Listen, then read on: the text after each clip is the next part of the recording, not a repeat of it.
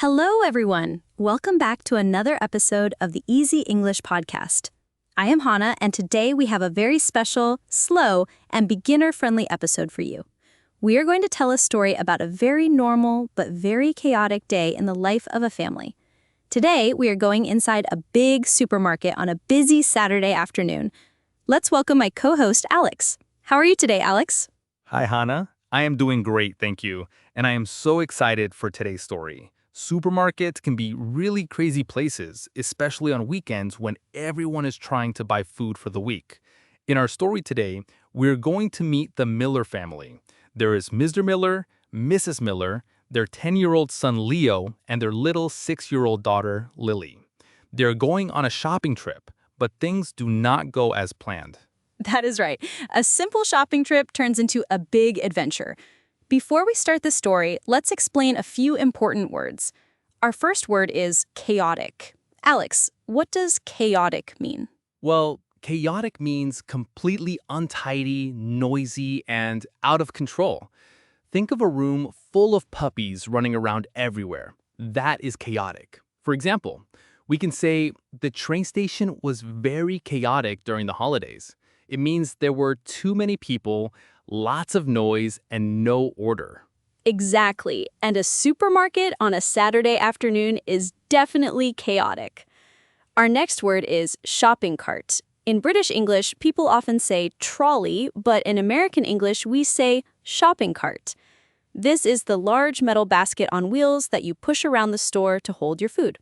For example, please put the milk inside the shopping cart. Great word. Another word is frantic. This is a very good word to describe how you feel when you are extremely worried, scared, or in a big hurry. If you lose your keys and you only have 2 minutes to catch your bus, you start searching in a frantic way. You are moving fast, sweating, and feeling stressed. For example, she made a frantic phone call when she couldn't find her passport. Perfect. We will hear all of these words in our story today. Now, let's set the scene. It is Saturday at 3 o'clock in the afternoon. The sun is shining, but the local supermart, is packed with people. Packed is another word for very, very crowded. There are people everywhere. The Miller family has just parked their car, and they are walking toward the entrance.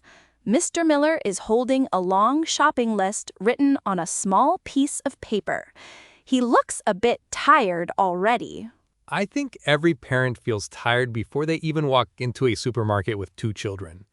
Mrs. Miller is holding Lily's hand because Lily loves to run away and look at toys.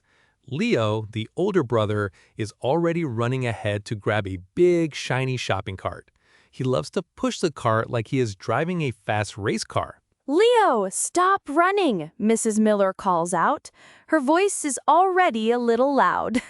This is how the chaos begins.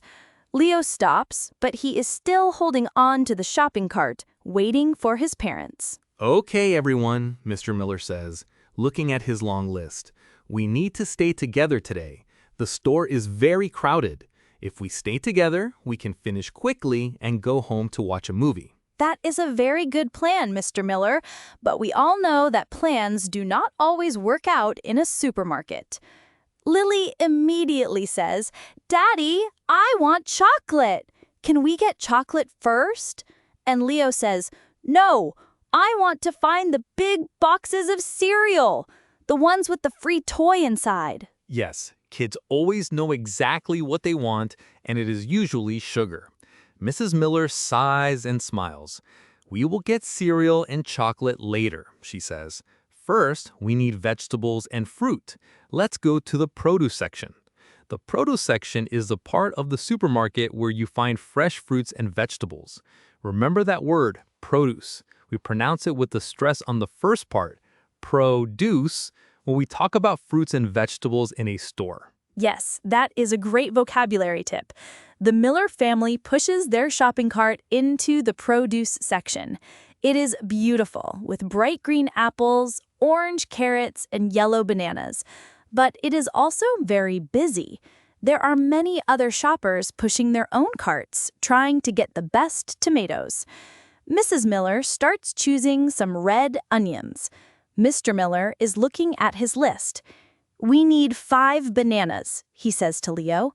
"Can you count 5 bananas for me?" Leo is happy to help. He goes to the banana display and starts counting. 1, 2, 3, 4, 5, he says proudly. He puts the bananas into their shopping cart. Meanwhile, Lily sees a large display of bright red strawberries. They look delicious. She lets go of her mother's hand and takes a step closer to the strawberries. "Mommy, look! Strawberries!" she cries. Mrs. Miller turns her head to look at the strawberries. "Oh yes, they look very nice, Lily. Let's get 1 box." Mrs. Miller walks over to Lily and selects a box of strawberries. She turns around to put them in the shopping cart. But here is where the trouble begins. In the crowded aisle, there are actually 3 shopping carts parked right next to each other. They all look exactly the same. They are all blue and silver. Exactly. They are completely identical. And in a busy supermarket, that is a recipe for disaster. Mrs. Miller is not paying close attention because she is looking at the strawberries in her hand. She takes 2 steps, reaches out, and drops the box of strawberries into the nearest blue and silver shopping cart. "Okay, we have the bananas and the strawberries," she says, feeling very organized. Mr. Miller is still looking at his list. "Great," he says. "Next, we need some cheese and a loaf of bread." So, Mr. Miller grabs the handle of the shopping cart, or what he thinks is his shopping cart, and starts pushing it down the next aisle. Oh no, he grabbed the wrong cart, didn't he? This is where the real confusion starts. They walk past the bakery section, which smells amazing. The smell of fresh bread is everywhere. Mr. Miller puts a bag of white bread into the cart. Then they walk to the dairy section. The dairy section is where you find milk, butter, yogurt, and cheese. Remember that word, dairy. It is spelled D-A-I-R-Y. We use it for anything made from milk. Mr. Miller grabs a block of cheddar cheese and tosses it into the cart. But as he does this, Hannah, he finally looks down inside the cart. And his face completely changes. He stops walking so fast that Leo almost bumps into him from behind. "Wait a minute," Mr. Miller says, squinting his eyes. "What is this?" He reaches into the front of the cart. He pulls out a jar of pickled octopus. Now, let me tell you, the Miller family does not eat pickled octopus. Nobody in their house likes it. "Who put this in here?" Mr. Miller asks, looking very confused. Haha, pickled octopus?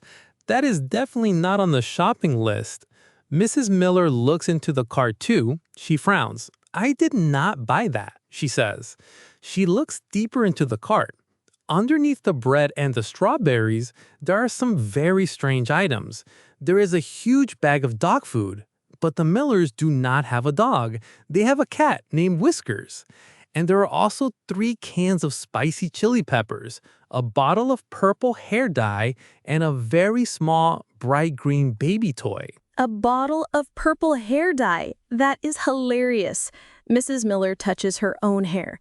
"Well, I am definitely not planning to dye my hair purple today," she laughs. But then she suddenly stops laughing. She looks at the front of the cart where the bananas should be. "Wait," she says, her voice rising. "Where are the 5 bananas that Leo counted? And where is my handbag?" Oh, that is a major problem. Her handbag was in the child seat of their original cart. This is a very common place for people to put their bags or purses while they shop. Now her purse, her keys, her wallet, and their actual groceries are gone. They're in a completely different cart somewhere in this huge, crowded supermarket. Yes, handbag or purse is where she keeps her money. Without it, they cannot buy anything at all. Mrs. Miller starts to panic a little bit. "Oh my goodness, George," she says to her husband. "This is not our cart. Someone else has our cart, and they have my bag." Her heart is beating fast now. The slow, quiet family shopping trip has suddenly turned into a frantic mystery. Leo looks at the cart and says, "And my bananas are gone too. We have to find the banana thief." He thinks it is a game like a detective movie. He puts his hand over his eyes like a visor, looking around the dairy aisle. But Mrs. Miller is not laughing. "We need to find that cart right now," she says. Let's think. Where did we lose it?" They try to remember. It was in the produce section, Mr. Miller says, near the red onions and the strawberries. That was only about 5 minutes ago. The person who took our cart cannot be very far away. So the family turns around, but instead of walking calmly, they're walking very quickly now. Mr. Miller is still pushing the wrong cart, the one with the pickled octopus and the purple hair dye, because he thinks they should return it to its real owner. That is very polite of him, even in a panic. But pushing a heavy cart while walking fast in a crowded store is not easy. "Excuse me, sorry, excuse me," Mr. Miller says as he navigates through the shoppers. They get back to the produce section, but it is even more crowded now. There are families, elderly people, and supermarket workers pushing big boxes of lettuce. Everything looks chaotic. They stand in the middle of the aisle, looking in every direction.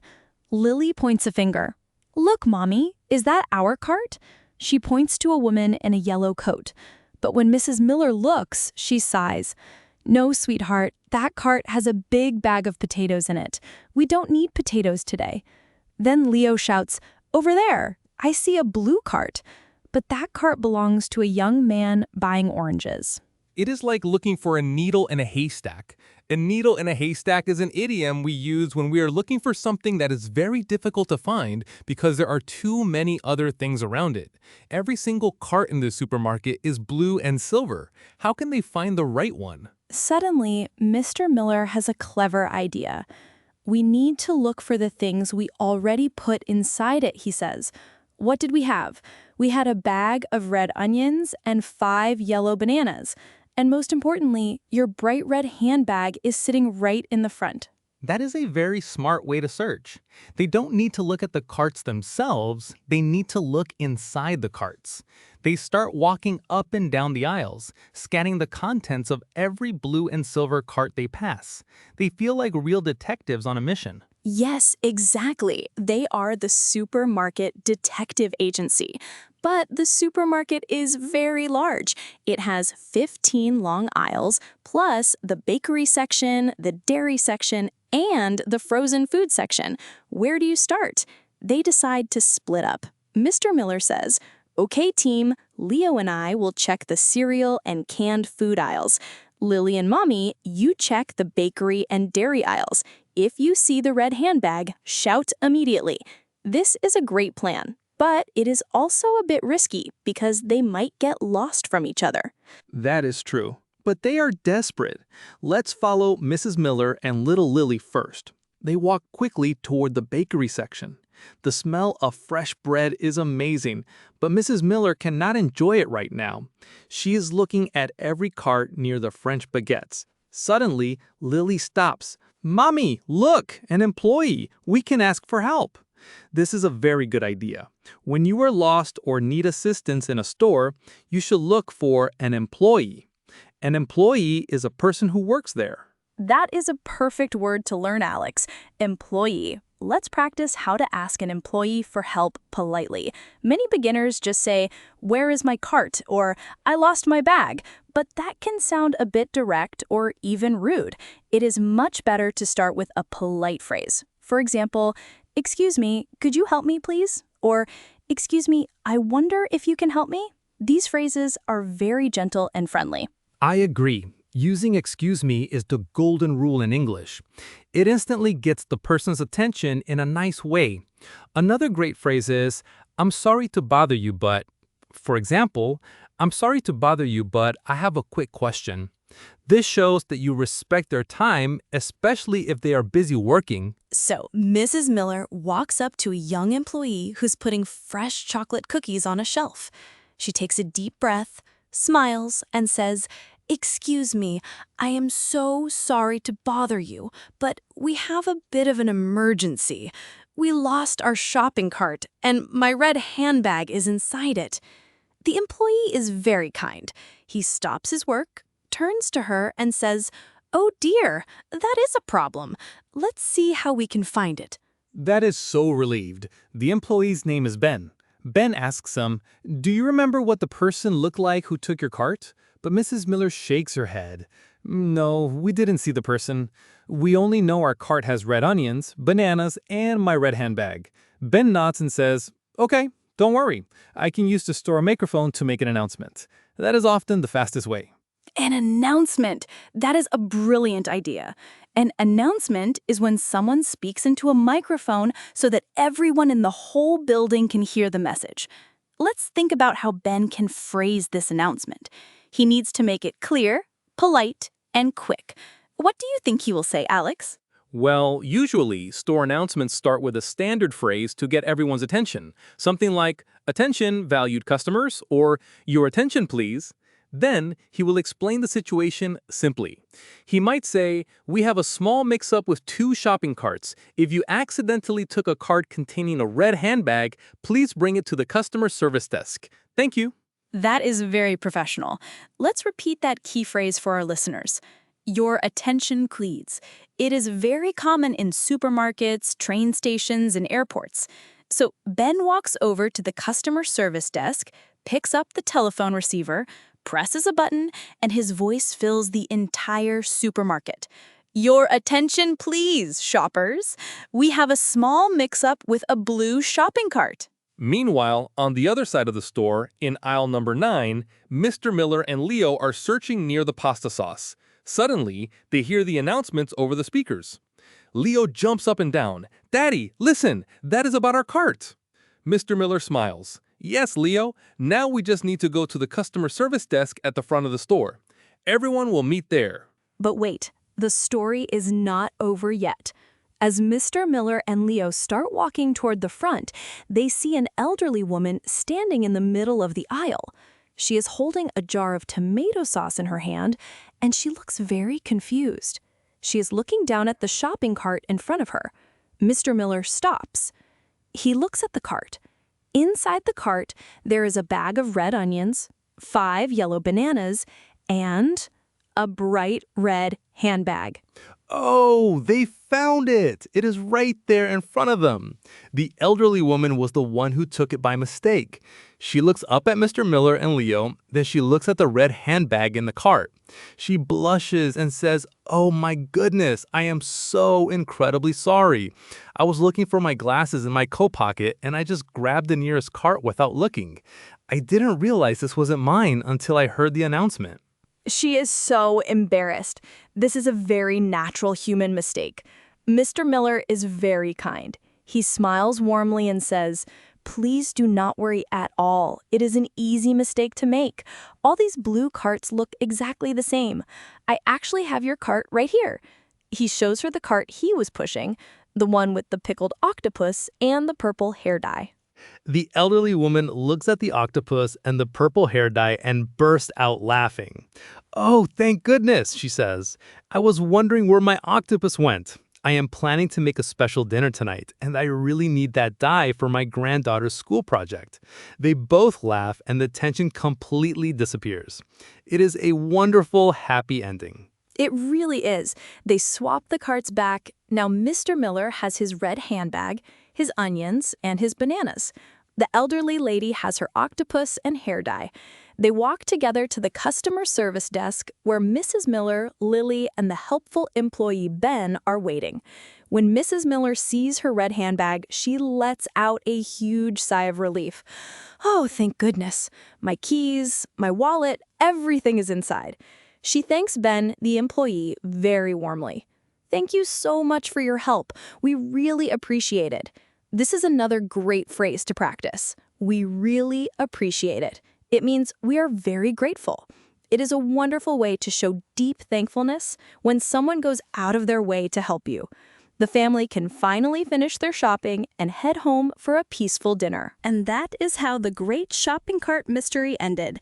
It started as a chaotic, stressful afternoon, but it finished with a big laugh, a new friend, and everyone getting exactly what they needed.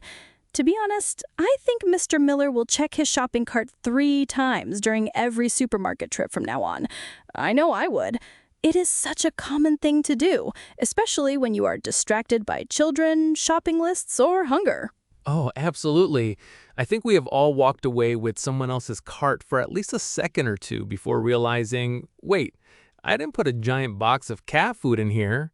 Now, Hannah, let's look at some of the fantastic vocabulary and expressions we used in today's story. This was a very rich story for supermarket vocabulary, and we want to make sure our listeners can use these words next time they go shopping. Yes, let's start with the basics. We mentioned the word aisle several times. Aisle is spelled A-I-S-L-E, but the letter S is completely silent. You pronounce it just like the word aisle, as in, I'll go to the store.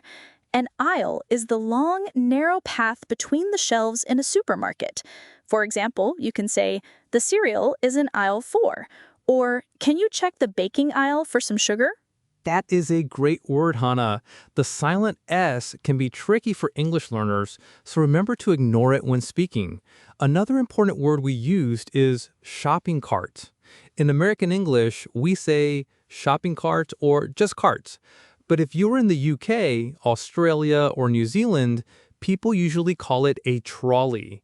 Both are correct, but it's good to know both depending on where you are traveling. That is very true.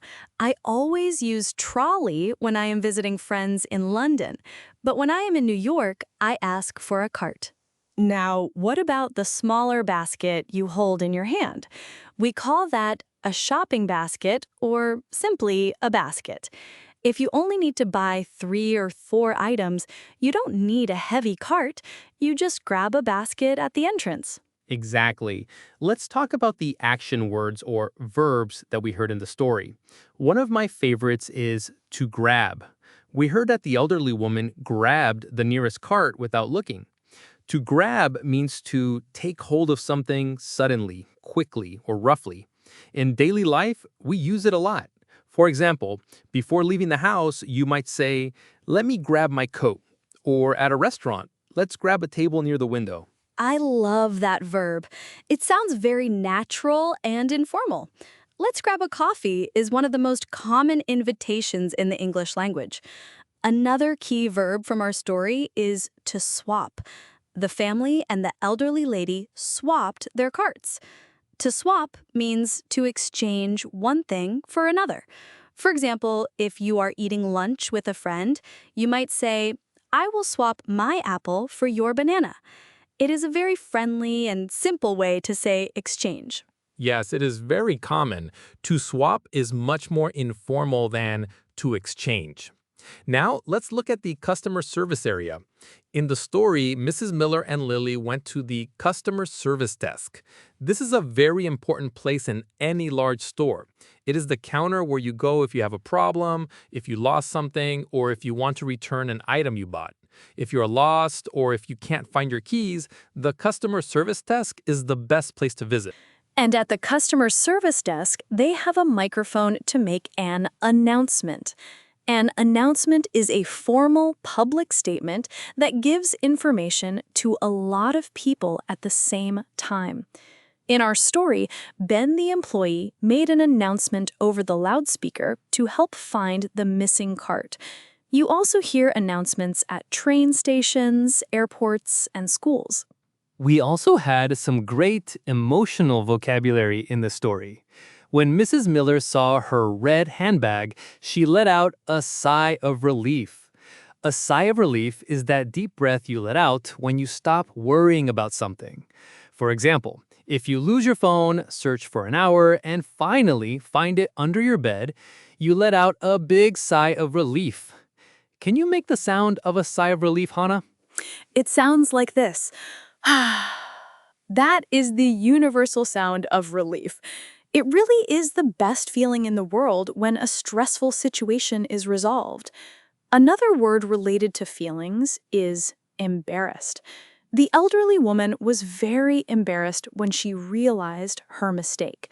To be embarrassed means to feel ashamed, shy, or self-conscious about something you did.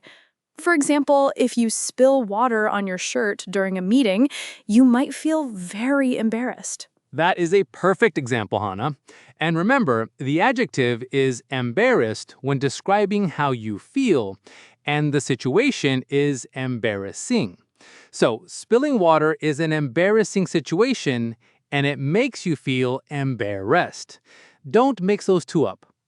Now, what about the phrase we mentioned at the end? We really appreciate it. Can we give our listeners another example of how to use this? Of course, let's say your neighbor waters your plants while you are away on vacation. When you come back, you can give them a small gift and say, "Thank you so much for watering my plants. I really appreciate your help." It is warmer and more polite than just saying, "Thank you." It shows that you recognize the effort they made for you. That is a beautiful way to end our vocabulary review, Hannah. Showing gratitude is always wonderful. And we want to show our gratitude to all of our amazing listeners today.